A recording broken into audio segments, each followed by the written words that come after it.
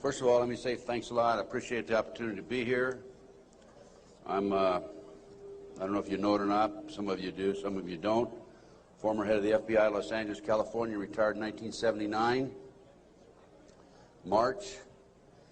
And shortly after my retirement, I was asked to investigate the Jeffrey R. McDonald case as a private investigator. He's a former Green Beret doctor who was convicted of murdering his wife and 2 children in Fort Bragg, North Carolina, February 17, 1970. It's a long story. I put in about 2,000 hours on the case.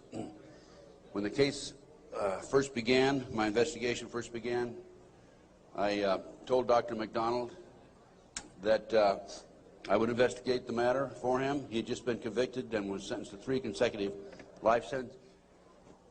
I think I'm going to sneeze. I didn't make it. Okay.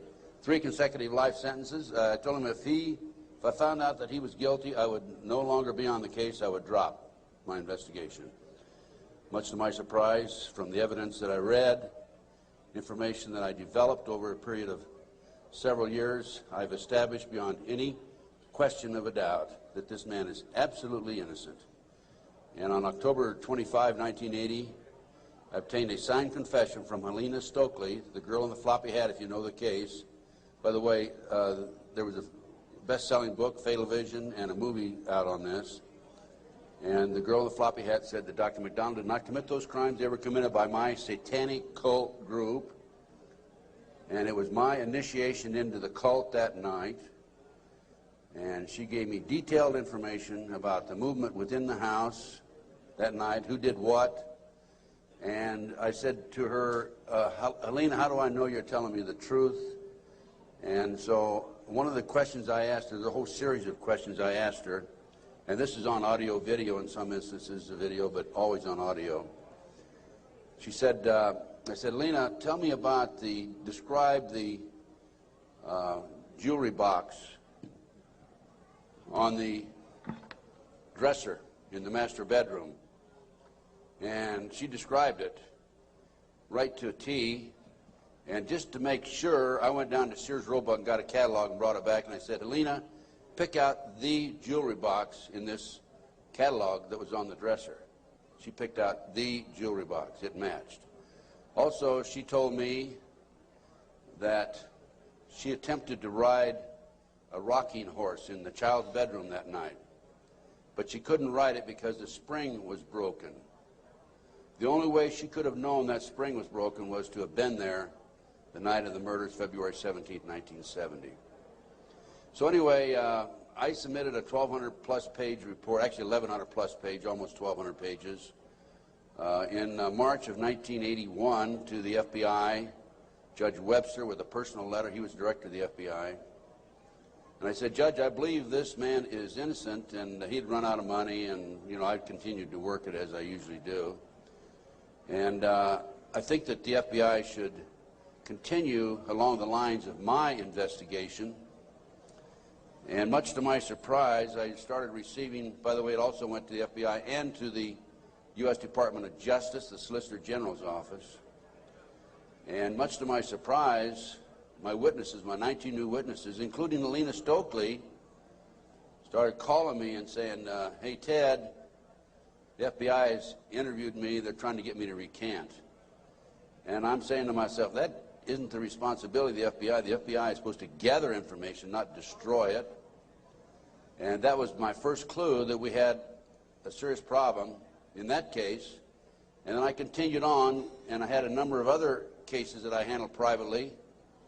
And in each instance, I noticed evidence was lost, destroyed, stolen. I noticed that there were strong indications of corruption. So I asked myself, now what's going on here? And over the years, I started gathering material until about 2 years ago. Up until about 2 years ago, I kept saying there's a loose-knit network operating in this country involving drugs, pedophilia, pornography, prostitution, corruption, et cetera, et cetera. 2 years ago, from my research, I'm convinced it's much more serious than that. It's more than a loose-knit network. It is a conspiracy. And you know how the news media comes after us and we use the word C, conspiracy, that C word, well, they can come after me all they like, because I guarantee you right here and now we do have a conspiracy, and I'm going to prove it to you here today. Now, one of the things that convinced me and really got me started in this regard, by the way, this conspiracy involves pornography, drugs, corruption, involves pedophilia, involves organized child kidnapping rings, the finders out of Washington, D.C., CIA cover, covert operation, involved in the international trafficking of children, terrorism, bank accounts, and it goes on and on. By the way, I strongly urge you to go to my booth after this lecture and get my research, my book and my research on missing children. We're going to go into that a little bit in the lecture. But my missing children lecture documents that the finders, an organization in Washington, D.C., this CIA front. It's a covert operation. They're involved in the international trafficking of children. And I have a U.S. Customs report, official U.S. Customs report, in my book on the missing children. So I urge you to get it. It's only $10. Now, if you buy any of my products, any of my research, I beg of you, I don't want you to buy it unless you make a half a dozen copies and send it to your friends, okay? The name of the game with me is not copyright. I could care less about copyright. The name of the game is education, education, education. We need to know what's going on in this country today. So any of my research that you buy, please make copies and get them out to your friends. That's what it's all about.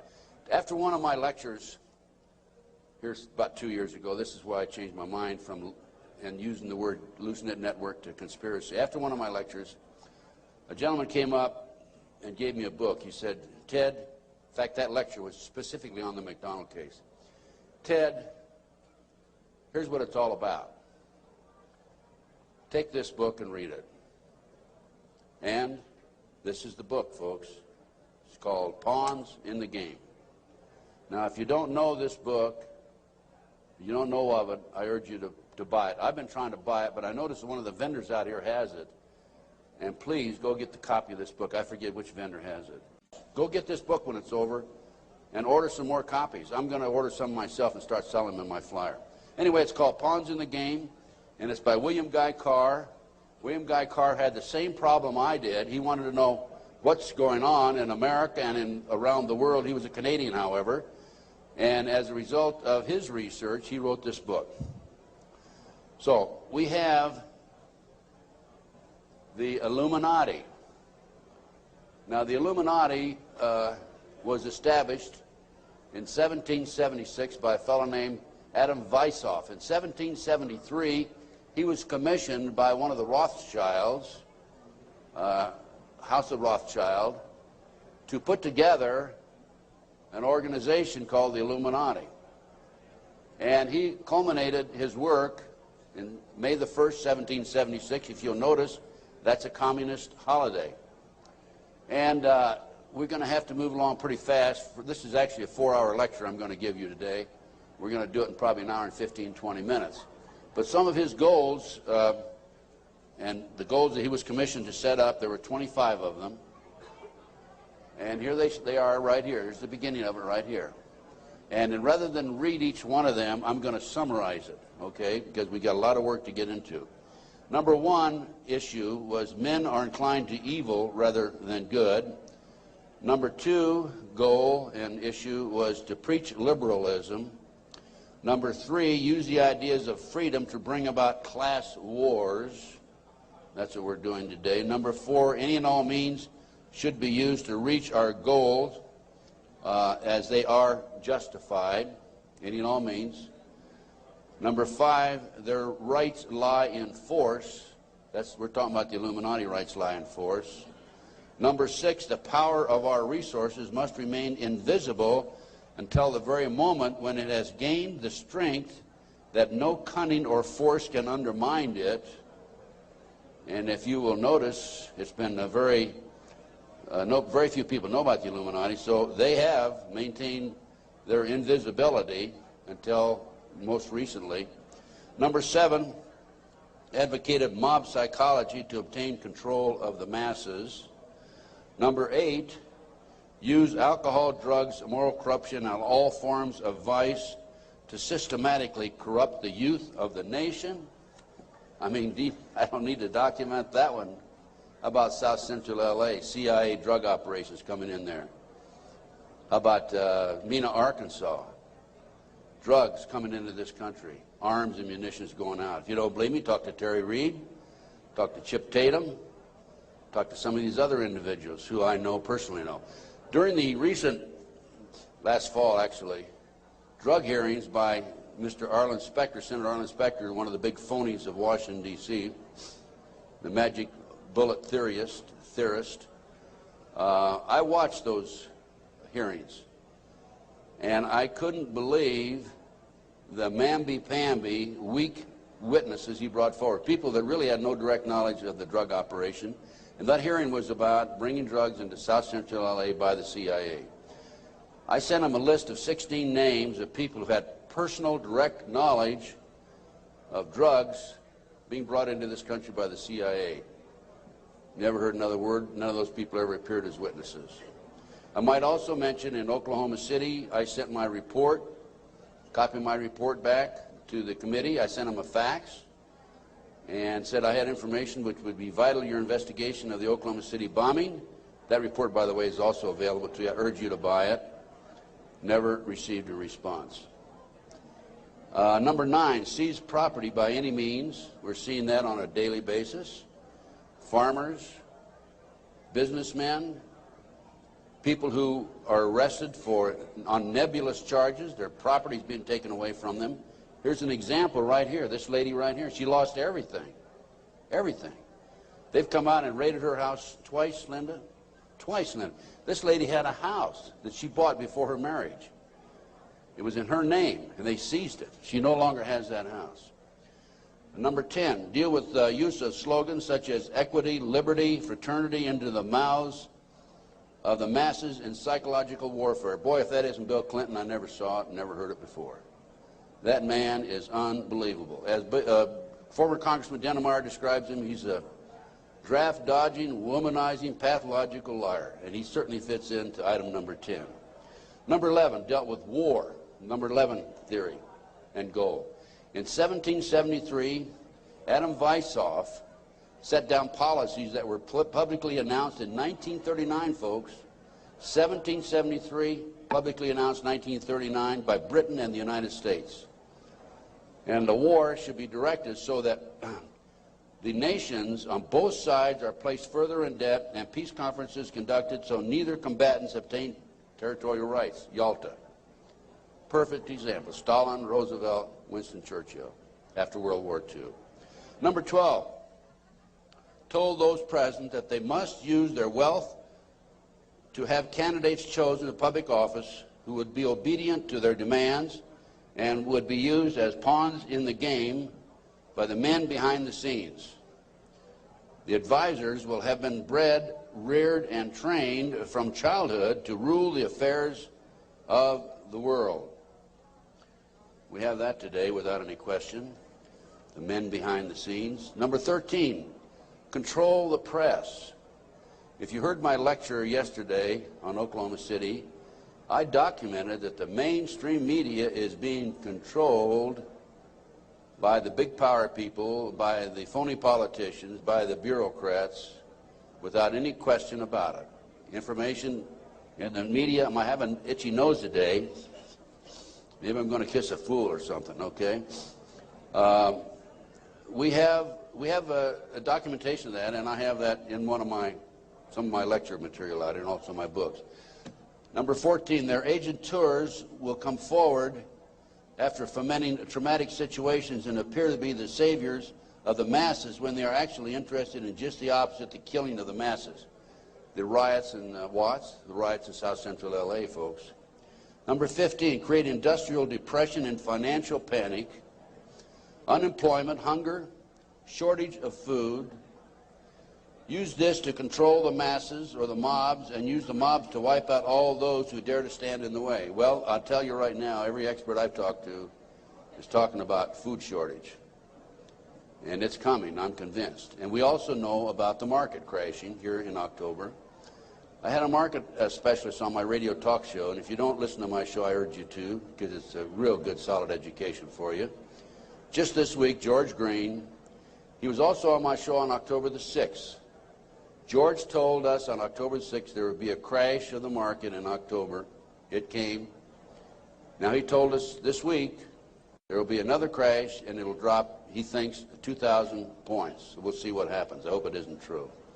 Number 15, create industrial depression and financial panics, unemployment. I've already covered that. Number 16, infiltrate into the secret Freemasonry to be used for their purposes. That's been documented many times. Number 17, expound the value of systematic deception. Use high-sounding slogans and phrases and advocate lavish promises to the masses, even though they cannot be kept. Again, Bill Clinton. George Bush was good at that too, by the way. What's the difference between the Republicans and the Democrats high up? None. Zero. You know, Mr. A, who has a booth next to mine, mysterious Mr. A, he talks about subliminal messages. If you look at the logo of the Republican Party, you know the elephant with the 3 stars across the top? Well, if you look at it today compared to 2 years ago, the stars have been inverted. The point used to be at the top 2 years ago. Now, the point is at the bottom. Satanic, folks. I can't say for sure, but that's a subliminal message. Inverted stars. Number 18, detailed plans for resolution. Discuss the art of street fighting, which is necessary to bring the population to a speedy subjection. Number 19, use their agentures as advisors behind the scenes after wars through secret diplomacy to gain control. Number 20, establish huge monopolies toward world government control. We're seeing that today, the huge monopolies. Number 21, use high taxes and unfair competition to bring about economic ruin by controlling raw materials, organize agitation among the workers, and subsidizing competitors. GATT, NAFTA. Number 22, build up armaments with police and soldiers sufficient to protect our interests. A few years ago, we had 11 federal agencies that were authorized to carry sidearms, firearms. Now we have 39. Number 23, members and leaders of the one world government would be appointed by the director. Okay, Presidential Directive 25 allows the president, by the way, this is classified, secret, not available to the general public, allows and orders that the President of the United States, in the event of a conflict or a crisis in this country, transfers the power, his powers, over to the Secretary General of the United Nations.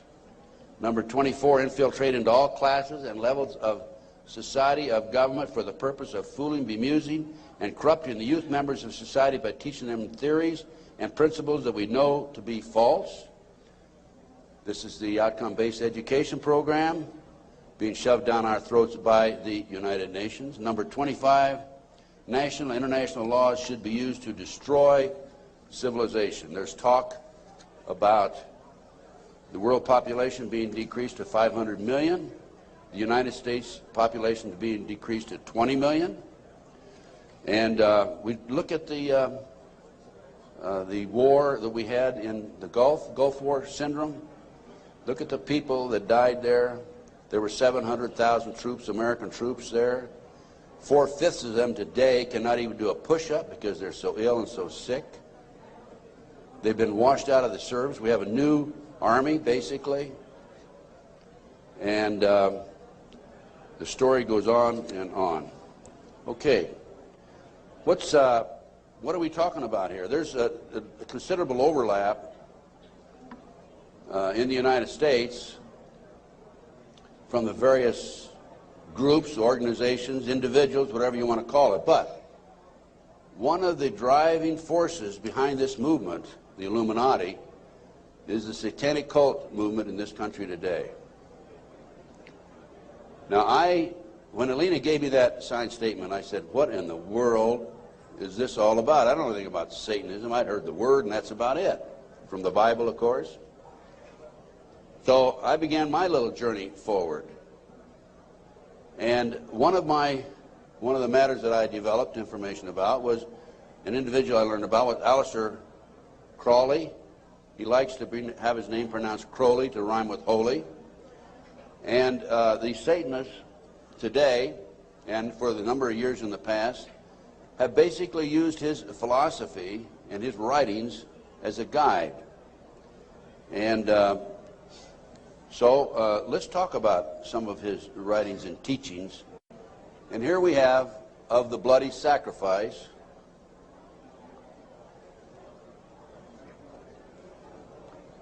And here we have The Blood is the Life.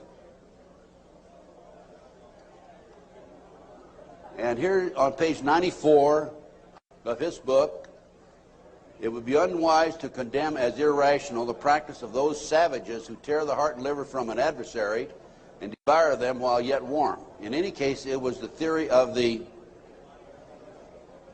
ancient magicians that any living being is a storehouse of energy varying in quantity according to the size and health of the animal, and in quality according to its mental and moral character.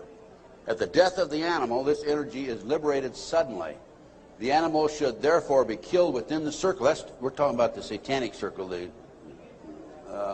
or the triangle, as the base may be, so that its energy cannot escape. An animal should be selected whose nature accords that with that of the ceremony. Thus, by sacrificing a female lamb, one would not obtain any appreciative quantity of the fierce energy useful to a magician who was invoking Mars. In such a case, a ram would be more suitable, and this ram should be virgin. The whole potential of its original total energy should not have been diminished in any ways. And now listen to this sentence, folks, closely. For the highest spiritual working, one must accordingly choose that victim which contains the greatest and purest force. A male child of perfect innocence and high intelligence is the most satisfactory and suitable system. We're talking about human sacrifices. There are, in my estimation, over 3 million practicing Satanists in America today. Now, how did I come up with those figures? I have informants. I have an informant in South Central LA, population of 200,000, told me there are 3,000 practicing Satanists in that area. That's where the famous, well-known case, Mcmartin Case on the preschool took place. I have an informant in Lincoln, Nebraska, told me 3,000 practicing Satanists. Lincoln, Nebraska, town of 200,000. South Bay area, Manhattan Beach area, about 200,000. How much time? I get more than an hour today. So just crank up your cameras. Huh? I'm going to take an hour and a half. Okay? I'm going to take every minute I can give to you folks, because you need to soak this into your brain. Iowa City, Iowa, town of 150,000. 100,000, 1,500 informants. That averages out about 1.5% of the population. Anyway, this is, we're talking about human sacrifice. About 50 to 60,000 individuals are sacrificed every year. There are 8 basic satanic holidays. There are other holidays for the various covens, but there are 8 basic ones that they all honor. Now, one of the practices, this is another book of Aleister Crowley. One of the theories, we talked about human sacrifice, okay, there it is, right in their book. I mean, I didn't invent that. That's there. Another aspect of their religion, if you want to call it religion, by the way, the federal government does recognize the satanic movement as a religion, yet in Linda's case, the word Satanism was brought up by her husband's defense attorney. They sealed the records, have not made it available, and when she writes to her children and says, believe in God, she gets a letter back from these people saying, you can't mention God in your letter to your children. That's just an example, okay? Okay, we're talking here about the 666, that's the beast, that's Aleister Crowley himself. Moreover, the beast 666 advises that all children shall be accustomed from infancy to witness every type of sexual act, as also the process of birth, lest falsehood fog and mystery stupefy their minds, whose error else might thwart and misdirect the growth of their subconscious system of self-symbolism. What we're talking about there is children from birth being exposed to sex. These people, the satanic movement in the world, has set up preschools throughout the world for the purpose of getting their hands on our children. The parents drop them off at 9 in the morning, come back and pick them up at 4, 3, 4, 5 at night. In the meantime, in many of these preschools, the children are exposed to sex from the time of birth. In Linda Wiegand's case, it's exactly what happened. These children have been exposed to sex from the time that her ex-husband got his hands on those babies right up to the present time. And I have a page missing, and I'll have to dig that one up some. I don't know what happened to that page. Maybe the Satanist got it. It may therefore be considered improper as a general rule for your sexual gratification to destroy, deform, or displease any other star. Mutual consent to the act is the condition thereof. It must, of course, be understood that such consent, and we're talking about sex now, is not always explicit. There are cases where seduction or rape may be emancipation or initiation to another. Such acts can only be judged by the result. What they're saying is, it's all right to rape somebody. I mean, if they don't consent, it's all right to rape them because it's for the cause. Let's talk about the Mcmartin case. In April 1985, authorities went to the Mcmartin case and looked for tunnels under the school. The children had said that they were taken into tunnels under the school. There was a chamber down there. They were sexually molested. That involved ceremonies, adults with robes, candles, chanting. Adults had no clothes on under their robes. And they were taken up into a tunnel and a triplex, a bathroom trap door of the triplex next door. They were taken out in automobiles. We're talking about 2, 3, 4-year-old children, folks, and prostituted in the community. The authorities received this complaint in 1983. They began their investigation. The authorities finally, in 1985, went out and decided to look for the tunnels because they said the children were hallucinating. The children also said that they were taken by air up into a mountainous area where they were exposed to satanic ceremonies based on what they described, and brought back in time for the parents to pick up the kids. So the authorities didn't find anything. Well, I'll tell you what, in the spring of 1993, I heard that the property of the Mcmartin School had been sold from the Mcmartin family to the defense attorney, actually given to him. He didn't make enough off the county. His bill was only $3 million. And from there, he said he was broke and he sold it to a contractor. The contractor was going to build an office building on the space. And I heard that the contractor had this property, and so I went out and contacted him. And I said, dear sir, I would like to have access to that property. He said, I'll give you 2 weeks. I signed a contract, assumed liability, and along with some of the parents, we hired an archaeologist from UCLA, Dr. Gary Stickle, knowing full well that I'm not qualified to say there's tunnels under there, even if I found them. And we began our dig. At the end of 2 weeks, I had to stall, because Dr. Stickle was not quite ready to admit there were tunnels. It took us 34 days. At noon, the 34th day, with the bulldozers, with their motors running, ready to knock the building down, he was going to knock the building down and then build this office building. Dr. Stickle said, you know, I can say without any question right now, there have been tunnels under the school. They were filled in. Now, I'm going to show you the documentation on the tunnels. This is it. No, keep it there. Keep that there. This is the what we found. This is a preliminary report. I have a 186-page scientific report available to you out here if you're interested, by the way.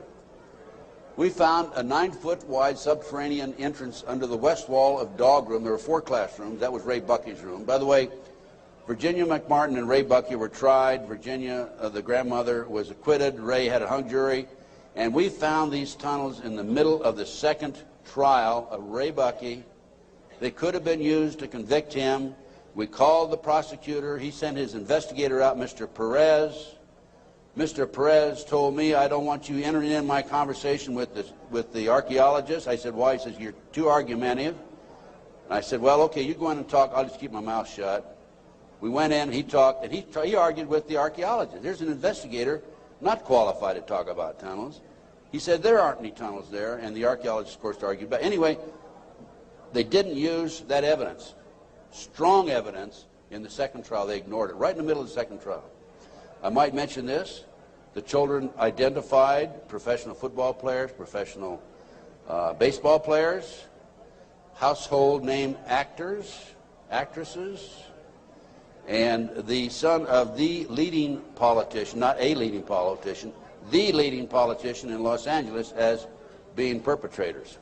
Okay, we found an avocado tree root cut on both sides of the entrance, and I'll show you this in just a few minutes. The entrance of the tunnel, as I said, it was 9 feet across the top, and on one side was a live avocado root, on the other side was a dead avocado root. They had to cut that out. We have this, by the way. We found a plastic Disney bag, copyright 1982, about 4.5 feet below the classroom floor, and 3 to 6 inches in from the entrance and under the foundation. Now, the reason that plastic Disney bag is so important is because we think that they filled the tunnel in 1982 when the complaint was initially brought to the attention of the authorities. I said 83 earlier, it's 82 when the complaint was made. And when they filled it in, the plastic Disney bag somehow or other flew in there as they were filling it in and nobody noticed it. Now, who says there is no God, right? What documentation, fantastic documentation, that tunnel, the entrance to that tunnel, this is right at the entrance, was filled in 1982 or sometime subsequent to 1982. Mr. Ken Lanning, the outstanding know-it-all FBI expert, behavioral science, says that I took that garbage bag in 1993 out of a trash can and placed it there, that I planted evidence. Of course, Mr. Lanning says there's no organized satanic movement in this country today. There's only a few dabblers here and there. Thank you, sir. We have another 3 hours to go, okay? Can you hang in there? Okay, the tunnel proceeded south, then 45 feet through classroom 4 and 3 and north, then 10 feet within the classroom 4. The tunnels were 30 inches wide, 44 to 46 inches deep, with the top of the tunnel 30 inches under the classroom floor. The children were able to walk through it. We're talking about young kids now, right? The adults had to stoop down and walk through it, but they could do it. The tunnels were built in kind of a triangular, or I should say a semicircle type, so that they had natural support, I guess. These people know everything. They are brilliant. The footing between classroom 3 and 4 was arched, where the tunnel passed underneath it, and 12 inches shorter in depth at this location than the same footing 12 feet to the north. I'll show you that in just a minute. That's significant because the arch was where the tunnel went, and it was arched in that particular location, whereas 12 feet away it was 12 inches longer or thicker. Footing between, let's see, there were 4 large upright containers were found in the tunnel under the arch, obviously hand-placed. A 9-foot wide chamber was found along the tunnel across classroom 4. The top of the chamber and the top of sections of the tunnel had layers of plywood covered with tar paper, which had apparently been supported by cinder blocks and 2x2 and 2x4 wooden posts found underneath. Tunnel features made it evident that the tunnels had been hand-dug. The 7-foot tunnel extended into the triplex next door. Tunnel extended from the bathrooms off of the office and classroom 1 to the front yard of the triplex next door. Front yard concealed from the street by a 3-car garage. Children described the entrance and exiting tunnels in the triplex yard exactly where the tunnels and exit were found. A 39 by 41 inch area under a hole cut in this neighbor's bathroom floor had been excavated and subsequently tilled. Now, that was where the kids told us ahead of time that they were taking up in a trapdoor in this bathroom. And there was a crawl space in the house about like this, and we got one of our skinny archaeologists to go in there, take pictures. The bathtub protruded underneath the floor of the bathroom. There was a bathroom in the back of the same building in another apartment. It did not protrude there. This was the space we're talking about, 39 by 41 inches. Just enough room for a kid to come up and be taken out. Other significant facts: small white plastic plate with 3 pentagrams, hand-drawn on the top of the light green paint, was found by the archaeologists. Pentagrams were hand-drawn by an adult and not part of the manufacturer's design. Many other artifacts were found whose analysis will be released upon completion of the test. The analysis has been released. That's the scientific report I told you about. No doorknobs were on classroom 3, only a dead bolt lock. Each classroom had an on and off switch which was labeled fire alarm. The system did not connect to the fire station but was used as an alert within the school if somebody came around. More than 2,000 artifacts were found under the school floor, including over 100 animal bones. Due to the constraints and time constraints and so forth, we had to discontinue the process on noon the 34th day. By the way, this cost us, a lot of people donated their time. It still costs us money. It cost us between $55,000 and $60,000. I personally put in $17,000, which I ended up, in many instances, paying over a long-term period payment plan. This is a floor plan of the whole lot. There is, right there, the building itself. This is the entrance, the concrete slab, a vacant lot there. This is a yard. And here's the avocado tree we're talking about. And here's the entrance right there.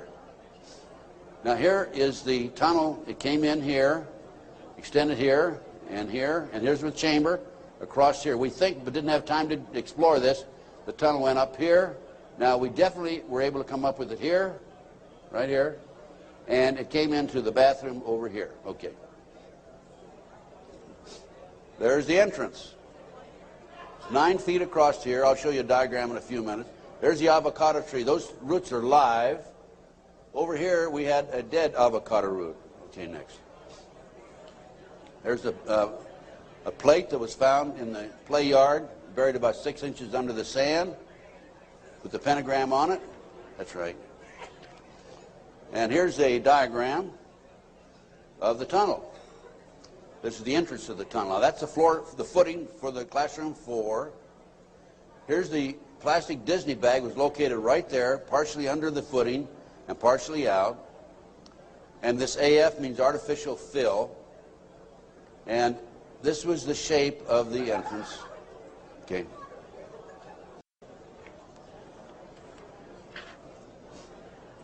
Here's your diagram. These are your drawings. Artificial fill. Here's the avocado root there. Here's the dead root over there. Distance 120 or 21 inches below and 14 inches below the footing. There's the avocado root there, live avocado root. And these are all diagrams by the archaeologists. Good documentation. There are the roots themselves. That shows you the size, 2 centimeters. Next. There's the plastic Disney bag. Turn it over. There's the plastic Disney bag. Disney, classroom 82, 83. Sandwich bag. It was a sandwich bag. This shows the arch of the tunnel. Now, the school was built in 1966, which means the foundation was laid then. And here's your arch. And this is from classroom 4 here into classroom 3 over here. And it was 12 inches higher over to the left. Go ahead. There's yours truly looking up. This was in classroom 4, as I recall. And this is where the tunnel extended, right along here. Now, the reason the tunnel's been filled in, you have to understand that. And the reason the archaeologists could say that they were filled in is because the texture of the dirt that had been filled in was different than the natural texture. Okay. Just turn it off for a minute. In addition to the tunnels, I developed information that an abandoned satanic site was in Crestline, California. Crestline, California is in the mountains. The kids said, remember a few minutes ago, they were flown by jet, or flown, they didn't say jet, into the mountains.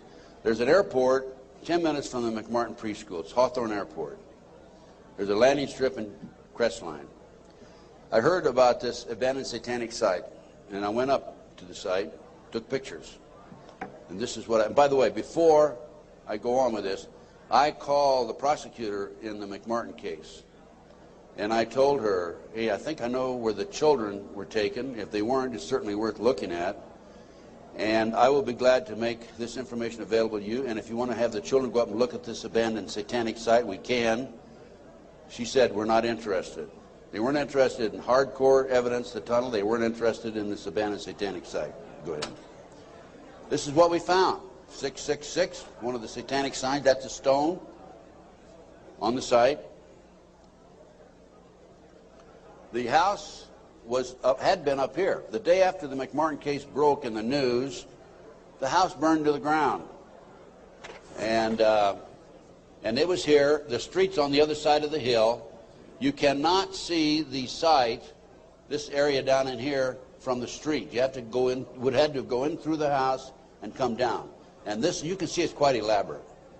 There's my associate, Judy Hansen, who works with me in LA. And next. This is looking at the opposite direction of the picture we just took. And you can see there's San Bernardino down in there. And you can see that on the side of a mountain like that, nobody's going to find it unless you fly over with a helicopter. That's probably an altar, flattened stone. Also an altar, another altar that had been broken. This is, of course, you recognize the star. Now, this is a satanic symbol. Put the next one up. Hold the first one. There it is right there. Put the first one back on. Now overlay them. Turn it around that way. Okay, any question about that, folks? No. Now let's read what that says.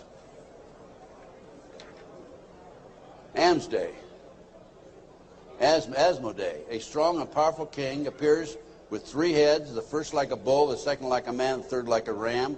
He has a serpent's tail, the webbed feet of a goose, and he vomits fire. He rides the infernal dragon, carries lance and pennon, and is the chief of the power of Mcmartin. He must be invoked bareheaded, or otherwise he will deceive.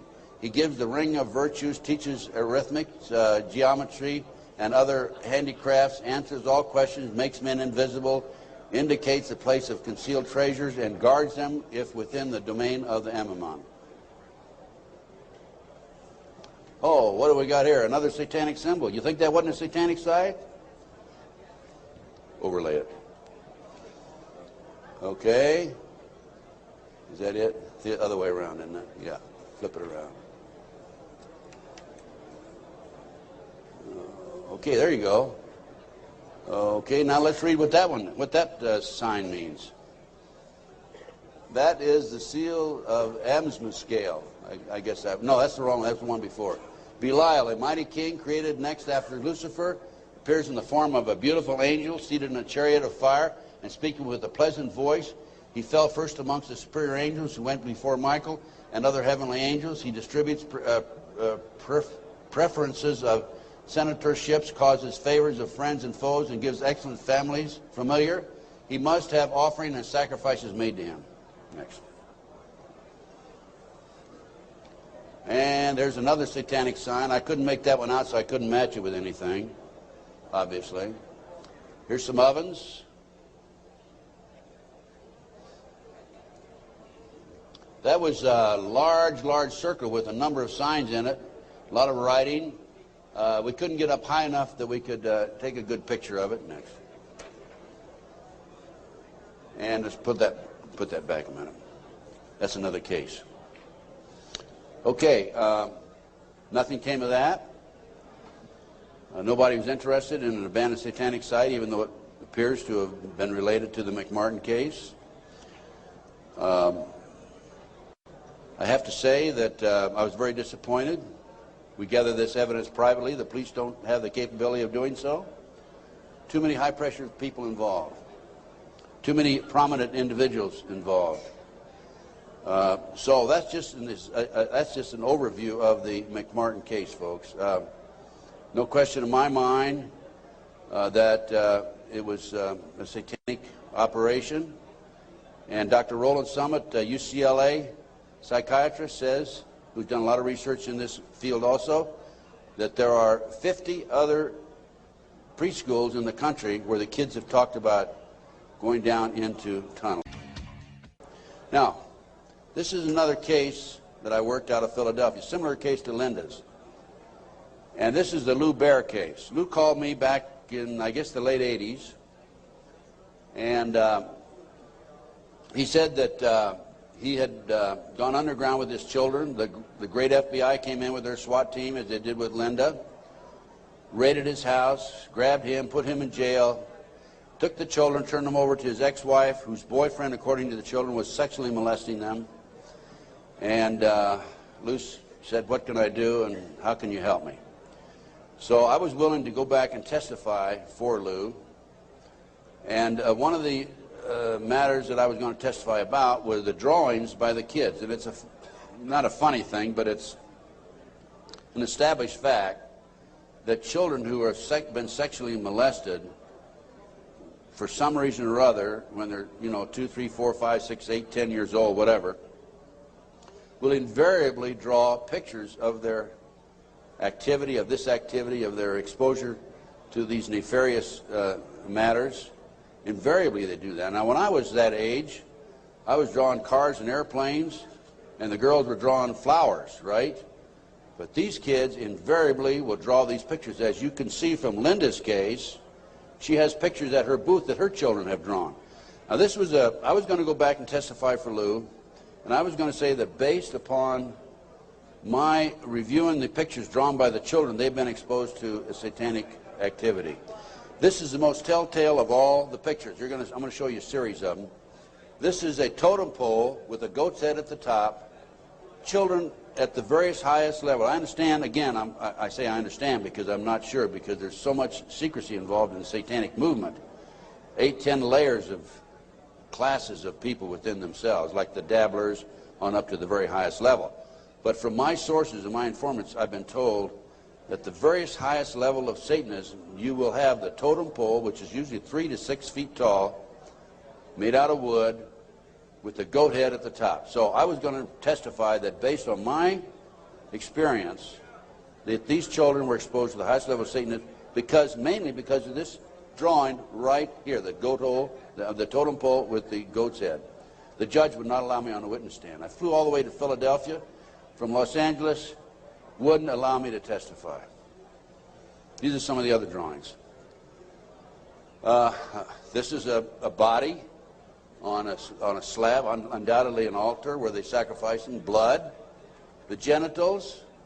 And let me mention this also. Children who have never been sexually molested in a recent study, not a recent study, a study back about 7 or 8 years ago, children who have never been sexually molested do not draw the genitals. Children who have been sexually molested, a high percentage of them draw the genitals, and so children who have been ritualistically sexually molested, a higher percentage will draw the genitals.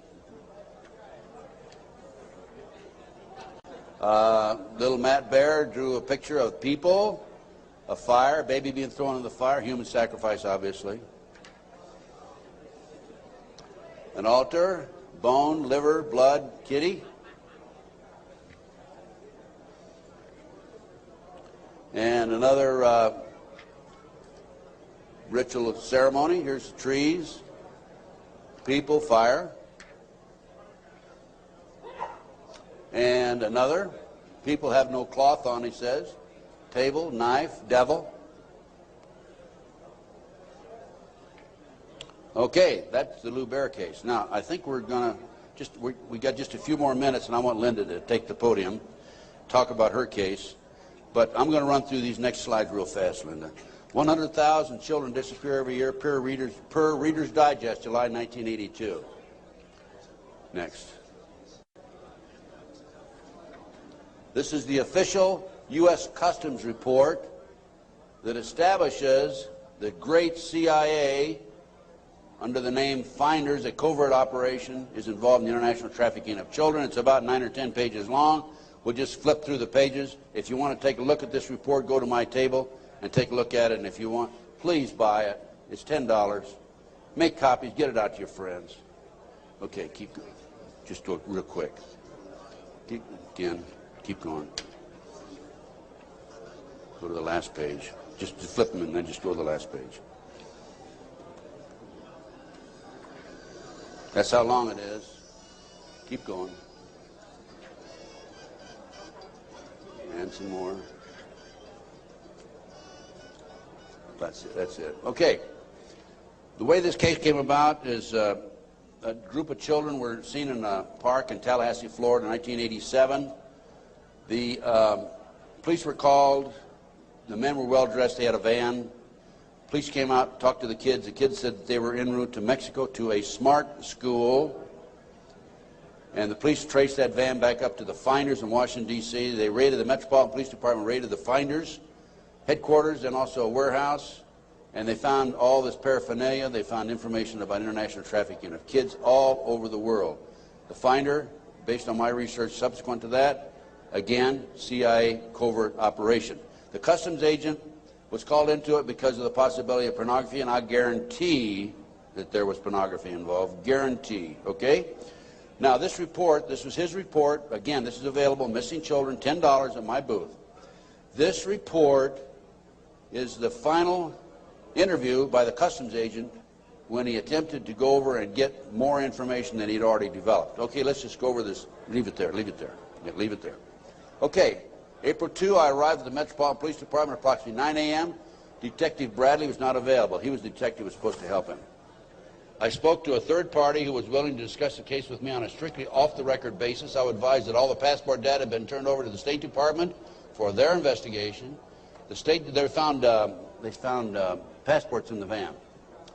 The State Department, in turn, advised the Metropolitan Police that all travel and use of the passports by the holders of the passports was within the law and no action would be taken. This included travel to Moscow, North Korea, and North Vietnam during the late 50s and mid-70s. Folks, it was illegal to travel there to those countries during that period. The individual further advised me of circumstances which indicated that the investigation into the activity of the Finders had become a CIA internal matter. The Metropolitan Police report had been classified secret and was not available for review.